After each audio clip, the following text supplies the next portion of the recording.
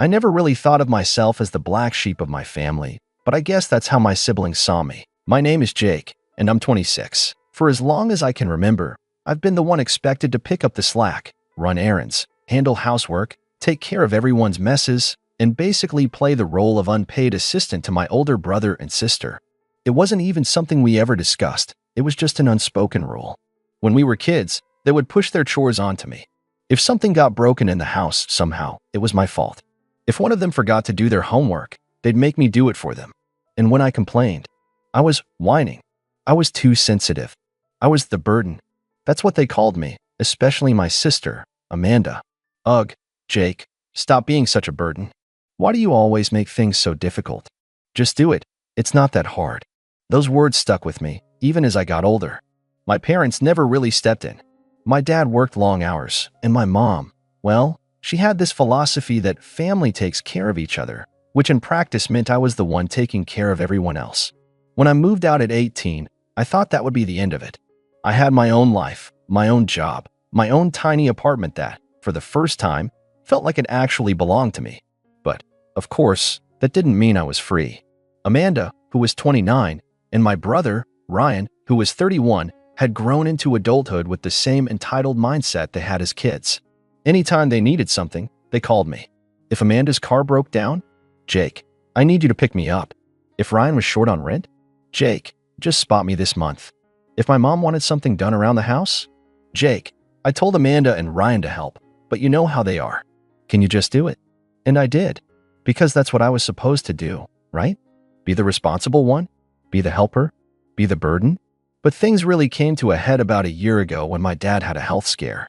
It wasn't life-threatening, but it was serious enough that my mom needed help taking care of him. Naturally, she called me first.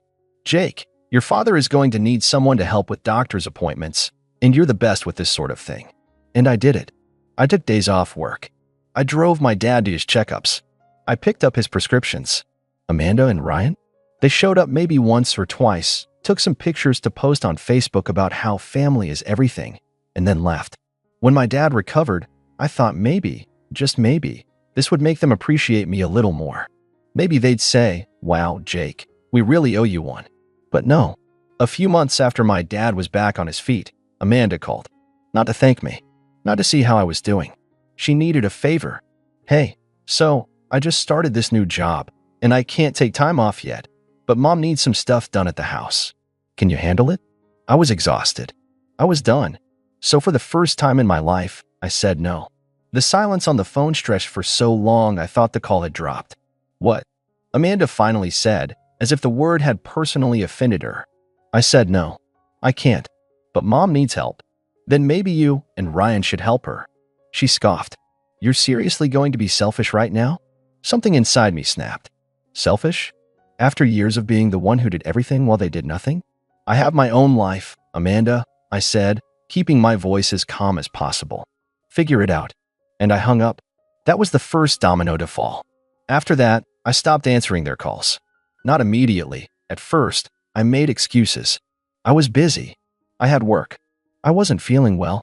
But the truth was, I was done being their safety net. I stopped driving across town to run errands. I stopped bailing Ryan out when he overspent his paycheck. I stopped being the family's go-to problem solver. At first, they didn't notice. Or maybe they just assumed I'd come around like I always did. But then the text started. Ryan, hey man, you got a sec? Need a favor. Amanda, Mom's asking for you. Can you call her? I ignored them. Then came the guilt tripping. Amanda, so you're just abandoning your family now? Ryan, dude, what's your problem? We're supposed to have each other's backs. Mom even got in on it. Sweetheart, I don't understand why you're acting this way. Family takes care of each other. I wanted to scream. I wanted to send them all a long, detailed message about every time they had ignored me, dismissed me, used me. I wanted to tell them that I was tired, that I was done. But I didn't. Instead, I just stopped responding altogether. That's when the real fallout began. And I'll tell you all about it, because if they thought I was going to roll over like I always had, they were in for a surprise. The silence didn't last long. At first, I think they were convinced I was just being moody and that I'd come to my senses soon enough. After all, that's how it always went. I'd get frustrated, I'd try to push back, and then eventually, I'd cave. I'd show up at Amanda's doorstep or answer Ryan's calls, or let my mom guilt trip me into doing whatever needed to be done. But this time was different. A week passed, then two. I ignored every text, every call. I blocked Amanda and Ryan when they got too aggressive. Mom was the only one I didn't block, but I kept my replies vague and distant. Then, about 3 weeks in, I got a text from my mom that made my stomach sink. Your brother got evicted. For a second, I almost felt bad. Almost. Ryan had always been terrible with money. He made decent enough cash at his job, but he spent it like water. New gadgets, expensive clothes, nights out drinking. He never planned ahead. And for years, I had been his safety net. Anytime he came up short, he knew he could count on me to fill in the gaps. Not this time. I didn't reply right away. I needed a moment to process. Then, after a deep breath, I texted back, "That sucks. Hope he figures it out." A minute later, my phone rang. Mom. I almost let it go to voicemail, but some part of me wanted to hear what she had to say. So I answered, "Jake." She didn't even let me get a word in before she launched into it. "I don't understand what's going on with you. Your brother is in trouble, and you're acting like you don't even care." I pinched the bridge of my nose. "Mom, Ryan's an adult. He knew his rent was due. He should have paid it. He would have if he had a little help." "You mean if I had helped him?" A sharp silence. "Well, yes. That's what family does." "No, Mom," I said, my voice steady. "That's what I do. And I'm done." Her tone shifted instantly, from frustration to exasperated disappointment. "Jake, I don't know what's gotten into you. This isn't how I raised you." I actually laughed. "No, Mom. This is exactly how you raised me. You raised me to put everyone else first. To be responsible for my siblings while they did whatever they wanted. To drop everything the second they needed something. But guess what? I'm not their backup plan anymore." She was quiet for a moment, probably because she wasn't used to me talking back like this. Then, with a sigh, she said, "Ryan's staying with Amanda for now, but he can't stay there forever. He needs somewhere to go." And there it was. The real reason for the call. "You want me to let him move in with me?"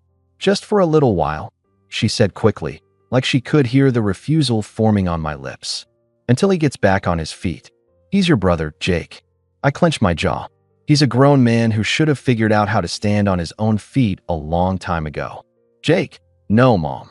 I took a breath, forcing myself to stay calm. "He's not moving in with me. I'm not paying his bills. I'm not solving his problems. If he wants to fix this, he needs to do it himself." Her voice turned sharp. "And if it was you in trouble, wouldn't you want help?" I let out a humorless laugh. "Funny, because I've been in trouble before, Mom. I've been struggling. I've been exhausted. And you know what? No one ever stepped up for me. No one ever asked if I needed help. That's not fair, isn't it?" She went quiet again. I sighed. "I gotta go, Mom. Jake, good night." I hung up before she could try again. And for the first time in my life, I didn't feel guilty. I felt free, but I knew this wasn't over. Because Amanda and Ryan, they weren't the type to just let things go. And I had a feeling they were about to make things much worse. The next day, I got a text from Amanda. I almost didn't read it, but something about the way she phrased it caught my attention. It was too calm, too carefully worded. It made me suspicious. "Hey, Jake, we need to talk. It's about Ryan. Please just hear me out." I stared at the message for a while. I'd been expecting something more like, "You're an awful brother," or "You're abandoning your family," but this felt different. She wasn't yelling, at least not yet. I didn't respond immediately. I was trying to figure out my next move. I'd made it clear I wasn't interested in helping Ryan, and I sure wasn't going to let Amanda guilt trip me into it. But maybe this was her last shot to try to talk some sense into me. Eventually, curiosity got the better of me. I replied, "What about Ryan?" A few minutes later, my phone buzzed with a voice message. I pressed play. "Jake, I know you're mad. And I get it. You've been carrying everyone for years, and it's not fair. But here's the thing. I'm not asking you to do everything for him. But can't you at least help a little? Just let him crash on your couch for a week or two while he figures things out. He doesn't have anywhere else to go, and he's really struggling. You know how he is. He's not good at this adulting thing. He needs family right now. Please, I'm begging you." I could hear the desperation in her voice, but also something else, something that wasn't just about Ryan. It was about Amanda, too. She didn't want to deal with Ryan. She wanted me to. And if I took him in, it would only be a matter of time before I was back to doing everything for him. I sat there for a while, contemplating. On the one hand, I could ignore her completely. That would send the message loud and clear that I was done playing the role of the family savior. On the other hand, I was still her brother, and part of me felt bad. Maybe too bad. I thought about what Mom said. That's not how I raised you. The words still echoed in my head. But the more I thought about it, the more I realized I didn't need to follow that script anymore. That wasn't my responsibility. That wasn't my burden. I sent Amanda a text, keeping it short and firm. No, Ryan is a grown man. He's going to have to figure this out on his own. I'm not his backup anymore. She didn't respond right away, and I felt a small knot of relief in my chest. But I knew the storm wasn't over. I knew she'd keep pushing, and soon enough, I was going to have to deal with Ryan's response. I didn't want to think about it, but I could feel it coming. A few hours passed before Ryan called. His name flashed on my screen, and I considered ignoring it. But then, as much as I hated to admit it, I didn't want him to think I was running away from the confrontation. I swiped to answer. "Jake," he said, his voice strained. "You've really gone too far this time." I was already tired of hearing that phrase. What's that supposed to mean? Mom's worried. Amanda's worried. I'm trying to get my life together, and now you're just abandoning me. He paused, clearly expecting a reaction. I stayed silent for a moment. "Ryan, I'm not abandoning you. I'm not your personal ATM or your unpaid babysitter anymore. You need to figure this out. You're being unreasonable," he snapped. "I don't know why you're acting like this. You've always been the one who helped. Now you're just—" His voice cracked a little. "Why can't you help me just this once?" I felt a pang in my chest, but I pushed it aside. I had to be strong. I couldn't give in this time. "You want help? Get a job. Pay your own bills.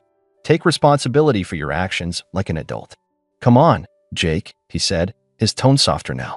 "You're really going to let me fall on my face like this? After everything?" I clenched my jaw. "I'm not the one who got himself into this mess, Ryan. You did this. You've been making bad choices for years, and it's time to face the consequences." There was a long pause on the other end, and for a brief moment, I thought he might actually get it. That maybe, just maybe, he was finally going to understand. But then his voice came back, more desperate than before. "I can't do it without you, Jake. I can't do this alone." The words hit me harder than I expected.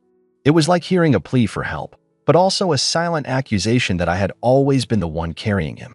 That if I didn't save him, no one would. And for a second, I almost cracked. Almost.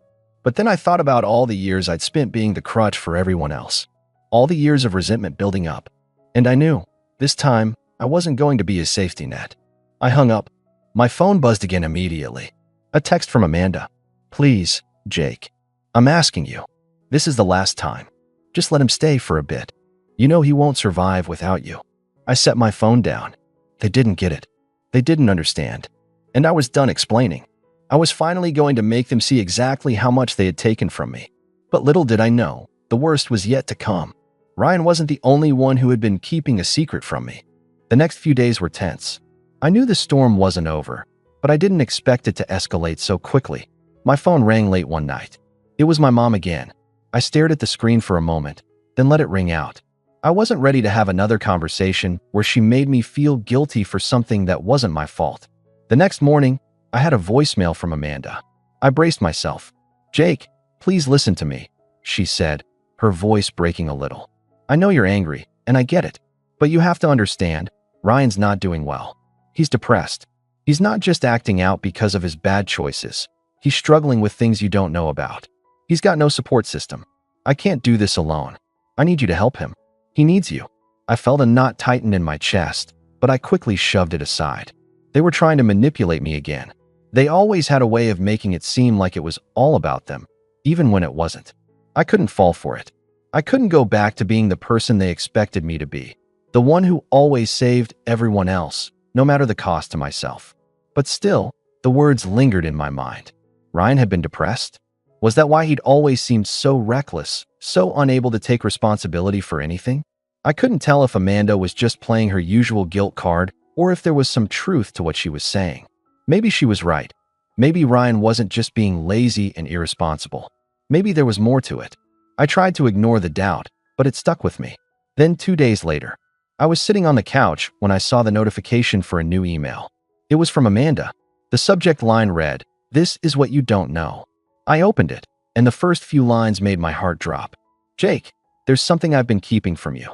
I've tried to protect you from this because I didn't want you to feel guilty. But you need to know the truth. Ryan's not just in trouble because of his choices. He's in trouble because he's been using drugs. It's been going on for months. I didn't want to tell you because I didn't want you to get involved, but he needs help, and he needs it now. I couldn't breathe for a moment. I sat there, staring at the screen, the words almost blurring together. Drugs? Ryan? I'd never even thought about it. I mean, yeah, he was irresponsible, but I'd just chalked it up to laziness, to selfishness. Not this.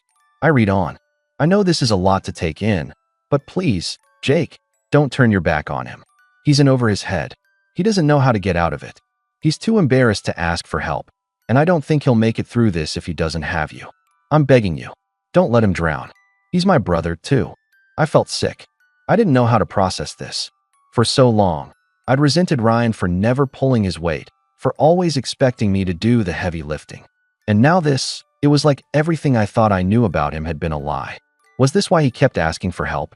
Was this the reason he'd been so reckless all these years? My mind was spinning. I felt angry, but also confused. I couldn't just ignore what Amanda had said. I didn't know how to ignore it. Ryan was my brother. But at the same time, I couldn't shake the feeling that this was just another way for them to manipulate me. They always made it sound like I was the only one who could fix everything. I called Amanda. Jake. Her voice was tight. Did you get the email? Yeah, I got it. I said, trying to keep my voice steady. Is this really true? Is he using drugs? There was a long pause. Yes, she whispered. I didn't want you to know because I didn't want to drag you into it. But I can't keep lying to you. He's been spiraling for a while now. I could feel my heart pounding in my chest. I couldn't believe it. I didn't know what to say. Why didn't you tell me sooner?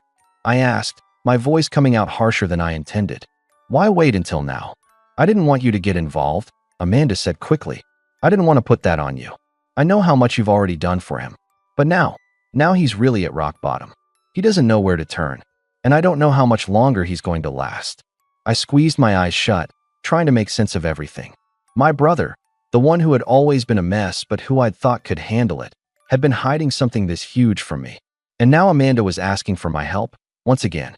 Only this time, it wasn't just a matter of saving him from his own laziness. This was serious. I opened my mouth to say something, but then stopped. What could I say?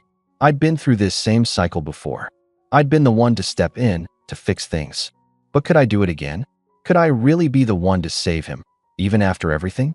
I wasn't sure I could handle it. And honestly, I wasn't sure I wanted to. I don't know if I can help him, Amanda, I said finally. This is a lot. I need to think about it. There was a long silence on the other end of the line, and when Amanda spoke again, her voice was quiet, almost pleading. Please, Jake, don't give up on him. He needs you more than ever. I didn't respond right away.